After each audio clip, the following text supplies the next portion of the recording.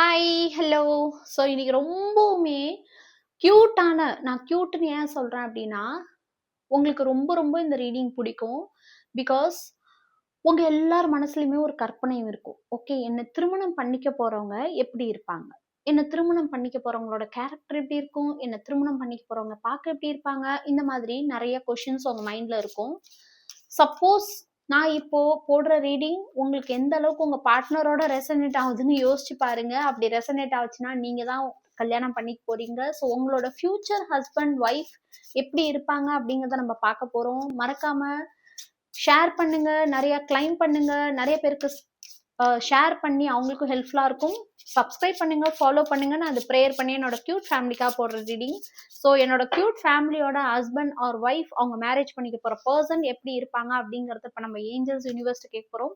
Thank you universe, thank you angels. மறக்காம கமெண்ட்ல போடுங்க. ஸோ ஓகே, நம்பர் 6 மேபி அவங்களோட டேட் ஆஃப் பர்த் 6-15-24 ஏதாவது ஒண்ணுல இருக்கலாம்.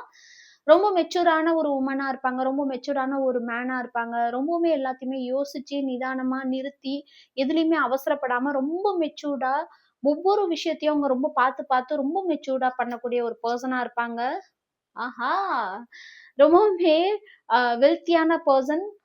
ரொம்பவுமே அவங்கள்ட்ட செல்வங்கள் நெறையா இருக்கும். செல்வங்கள்னா பணம், காசு இதுதான் இருக்கணும்னு இல்ல. வசதியாக ஓரளவு வசதியா வாழக்கூடிய ஒரு பெர்சனா இருப்பாங்க.